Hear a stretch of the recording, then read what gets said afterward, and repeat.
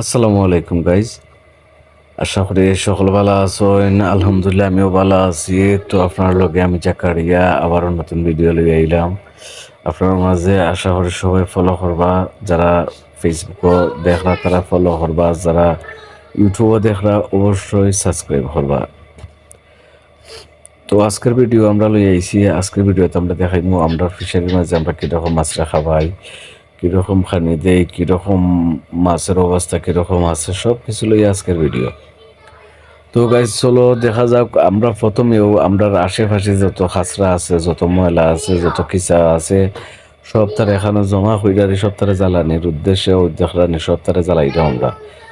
তো এইগুলা পরিষ্কার রাখলে পরিবেশ পরিষ্কার থাকে। আর পরিষ্কার পরিচ্ছন্নতা সবাই তো জানেন ইমানের অঙ্গ। এর উদ্দেশ্যে আমরা সব কিছু পরিষ্কার রাখার চেষ্টা করি। ইনশাল্লাহ আপনারাও যারা ফিশারি আছে, যারা পুকুর আছে, সবাই পরিষ্কার পরিচ্ছন্নভাবে সব কিছু করবা, পরিষ্কার রাখবা। পরিষ্কার রাখলে সব কিছু সুন্দর লাগে। আর আমরা চেষ্টা করি সবসময় পরিষ্কার রাখার।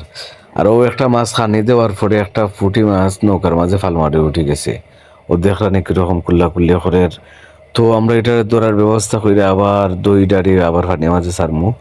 আর ও যে দেখলাম আপনার এটা খানি দেওয়া হয়েছে গুড়া, প্রায় 1 বস্তা গুড়া ছাড়া হয়েছে যাতে মাছে খাইতে পারে। তো আমরা শুনেও আমি গেছেন পুঁটি মাছ ওটা ধরা লাগে তাই চেষ্টা করা।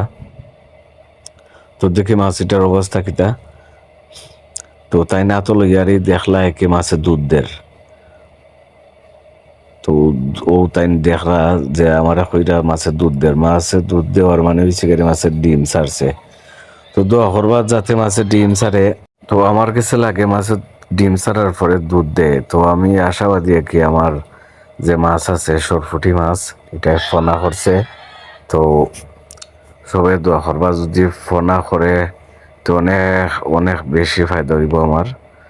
তো আপনারা ওরকম মাছটা একটু দীর্ঘমেয়াদী রাখলে মাছে ফনা করে, ফোনার চেষ্টা করে, ফোনা ছাড়ার চেষ্টা করে। তো দোয়া করবা, এখন তো ফোনা ছাড়ার সিজন নানি। আর ওদের মাছটা খানি দেওয়ার পরে মাছে কিরকম ইয়ারে আক্রমণ করছে খানির উপরে। তো গাইজ আজকের ভিডিও ওখানেও শেষ। পরবর্তী ভিডিও দেখার আমন্ত্রণ লইল। সবাই ভালো থাকবা, সুস্থ থাকবা। আসসালামু আলাইকুম।